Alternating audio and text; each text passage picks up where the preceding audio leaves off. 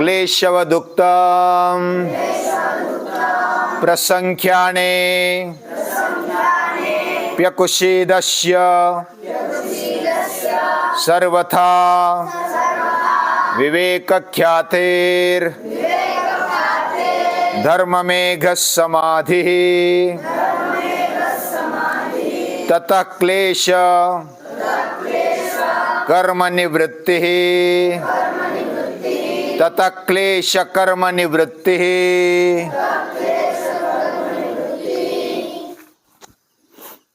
एक साधु महाराज एक गांव में चले गए, उधर कुछ दिन तक रहे।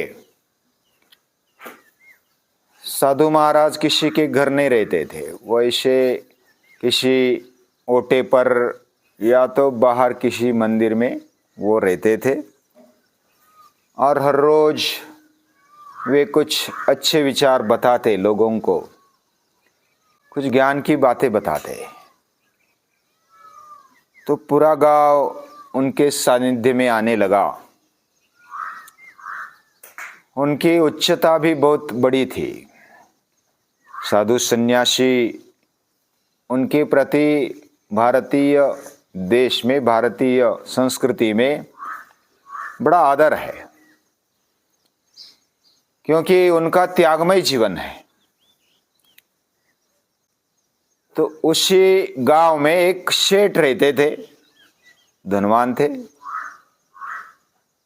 तो हर रोज कोई ना कोई दर्शन के लिए आ जाता, कोई उपदेश लेते, कोई सलाह लेते, कोई सुनते और अपना जीवन व्यवहार कर लेते थे। सेठ जी भी आ गए, वो भी एक दिन आए, 2 दिन आए, 4 दिन आए। उसके बाद उन्होंने साधु महाराज से कहा कि हे साधु महाराज जी, मुझे आत्मज्ञान दे दो, मुझे चाहिए। आपसे मिलकर मेरी तीव्रता बढ़ गई है। तो साधु महाराज ने कहा, आप आते जाओ, मैं दे दूंगा एक दिन। ये ज्ञान देने की बात नहीं होती, फिर भी उनके समाधान के लिए साधु महाराज ने बोल दिया। 1 दिन हो गया, 2 दिन हो गए, बोलने के बाद 8 दिन हो गए, 15 दिन हो गए। उनकी बेचैनी बढ़ने लगी, अभी तक मुझे आत्मज्ञान नहीं मिल रहा है। और साधु महाराज कुछ बोल भी नहीं रहे उसके बारे में। तो क्या किया जाए? फिर से साधु सन्यासी महाराज को बोले कि महाराज, आप तो आत्मज्ञान देने वाले थे, कब दोगे? तो साधु महाराज ने उनकी जल्दबाजी देखकर बोले कि मैं कल आ जाऊंगा आपके घर और दे दूंगा आत्मज्ञान। उनको बहुत आनंद हुआ, वो आनंद से घर गए। घर गया और उनको ऐसा लगा कि अभी कल आत्मज्ञान मिलेगा। तो बड़े फ्रेश होकर के, सुबह नहा धो करके आ गए। साधु महाराज आने वाले, घर चकाचक कर दिया और बंगला था और स्वागत की तैयारी की, सड़ा रंगोली, जो भी सुशोभन करना चाहिए वो भी किया। साधु महाराज भोजन के समय आ गए। उनका भगवा कपड़ा और दाढ़ी बड़ी हुई और हाथ में कमंडलो, एक हाथ में लकड़ा, और आ गए उनके घर में।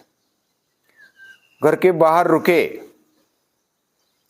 और वो बोले, ओम भवती भिक्षान देहि, आप मुझे भिक्षा दे दो। तो उन्होंने बहुत अच्छा स्वयंपाक बनाया था, रसोईया बहुत अच्छी बनाई थी, स्वादिष्ट बनाई थी। वो लेकर आ गए।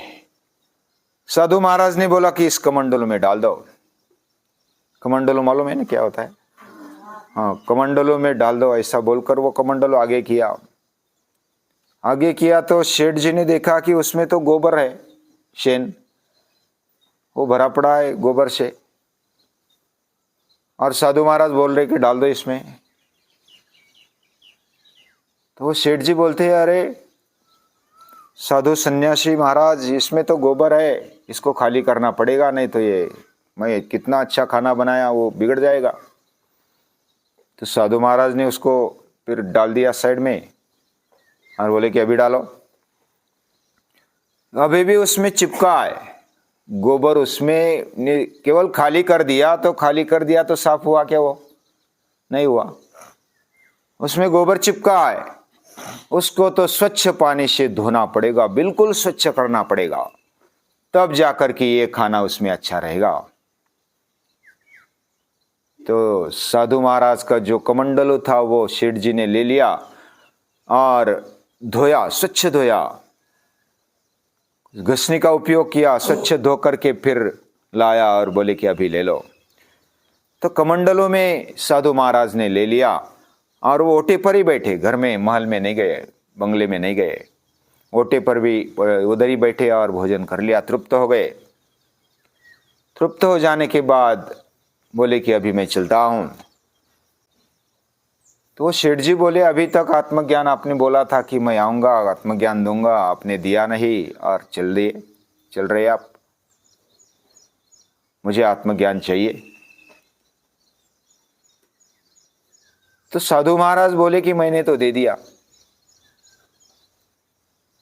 तो मुझे कैसा पता नहीं चला, आपने दे दिया और मैं तो इधर ही हूं, आपने नहीं दिया और आप बोल रहे दे दिया।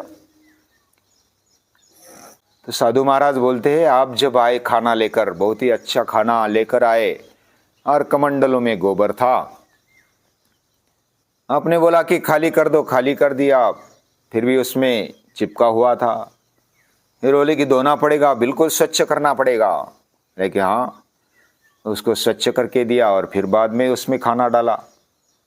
हाँ, तो वही मैंने बताया कि जिसको आत्मज्ञान चाहिए, पहले तो हमारे अंदर अहंकार, विकार, जो भी कचरा है मन में, अंतःकरण में, उसको पूरा निकालना पड़ेगा, तब जाकर के आत्मज्ञान प्रकट होगा उसमें। तब जाकर के, जैसे खाना जब डालते हैं तो स्वच्छ करना पड़ता है ना, नहीं तो खराब हो जाएगा।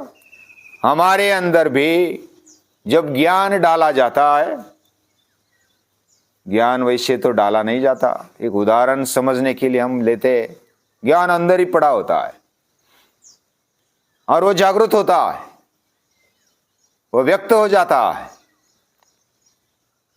ततः क्लेश कर्म निवृत्ति, उसके पहले एक सूत्र हमने देखा था, प्रसंख्याने। प्रसंख्यान का मतलब क्या है?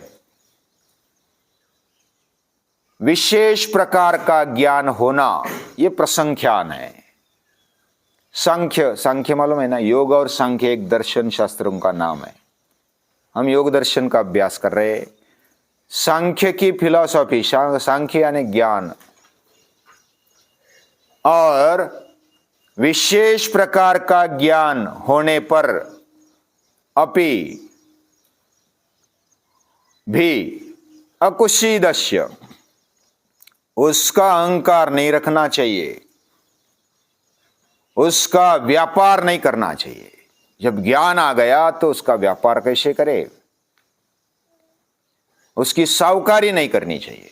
साहूकार क्या करता है? अपने पास धन होने पर वो बांटता है, उसका ब्याज लेता है और अपना चरितार्थ चलाता है, दूसरों से लूटता है। जितनी ज्यादा जरूरत सामने वाले को उतना ज्यादा वो लूटता है, वह साहूकारी है, वह कुशीदस्य उसको बोलते हैं। और आजकल तो ज्ञान का बाजार भरा पड़ा है। ज्ञान ऐसा बाजार में नहीं मिलता, आत्मज्ञान तो नहीं, बिल्कुल नहीं। उसके लिए पात्रता चाहिए। वो होने पर प्रसंख्याने अपि अकुशीदस्य सर्वथा विवेक ख्याते। और ऐसी जब स्थिति आती है, निस्वार्थ निर्मल भाव से जिसके पास ज्ञान है, जो प्रकट हो जाता है, तो विवेक ख्याते, विवेक ख्याति हो जाती है, यानी कि सारा सार विवेक उसके जीवन में आ जाता है। और वही धर्म में समाधि। हमने कल देखा था कि हमारे जीवन में प्रेम का, ज्ञान का, ऊर्जा का एक प्रवाह बह रहा है। और वो कौन देता है? वो भगवान से मिलता है। हमारे अंदर जो शक्ति है वही आत्मशक्ति है, और उस शक्ति के द्वारा हमें सब कुछ मिलता है। ऊर्जा मिलती है, ज्ञान मिलता है, प्रेम मिलता है, जो भी प्रवाह रूप में मिलता है। गंगा का जो अर्थ किया जाता है, यानी गंगा यानी गम्यते प्राप्यते भगवत पदम येन सा गंगा, यानी जो गंगा हमारे दिमाग में से बहती है। सरस्वती माता हर एक बुद्धि में रहती है, धियो विश्वा विराजती। और ऐसी सरस्वती माता यानी वह ज्ञान रूप माता, वह जगदम्बा हमारे जीवन में रहती है। वो प्रेम रूप भी है। एक भाव हमारे हृदय में, हमारे दिमाग में बहते रहता है। और ऊर्जा है, ऊर्जा का प्रवाह हमारे जीवन में बहते रहता है। तो वो प्रेम का प्रवाह, वो ऊर्जा का प्रवाह, वो ज्ञान का प्रवाह भगवान का प्रवाह है। और ऐसा धर्म मेघ यानी वो प्रवाह का, उस कृपा का हमें एहसास होना, सतत एहसास रहना, ये समाधि है। उसमें चैतन्य है, सचेतनता है, जागृति। हम जागृत है, वो अनुभव कर रहे हैं आनंद का, ऊर्जा का, प्रसन्नता का, उस प्रेम का, ज्ञान का अनुभव कर रहे हैं। और ये जो समझ आती है, वो विवेक आता है, वह उसी के कारण है। ऐसी जो समझ है वह धर्म में एक समाधि है। उसकी कृपा की समझ, उसके प्रेम प्रवाह, ऊर्जा प्रवाह, ज्ञान प्रवाह की समझ, ये हमारे लिए धर्म में एक समाधि है। और उस समय क्लेश कर्म निवृत्ति हमारी पात्रता बन जाती है। हमारे अंदर क्लेश जो कर्म है, क्लेश युक्त जो कर्म है, वह निवृत्त हो जाते हैं। कर्म अच्छे हो जाते, वह निर्लेप बन जाते। हम कर्म तो करते रहते, लेकिन कोई भी कर्म क्लेश युक्त नहीं रहता। वह हमें कोई चिपकाता नहीं, हमसे चिपक नहीं पाता। और ज्ञान ऐसा साधन है, ज्ञानाग्नि दग्ध कर्माणम तमाहु पंडितम बुधाः। और ज्ञान से हमारे कर्म रूपी जो ईंधन है वह जल जाता है। ज्ञानाग्नि दग्ध कर्माणम तमाहु पंडितम, जो ज्ञान रूपी अग्नि से कर्मों को दग्ध यानी भस्म कर देता है। ऐसा जिसका जीवन है, ऐसे योगी बन जाते हैं। ऐसे योगियों को, महापुरुषों को नमस्कार है, प्रणाम है।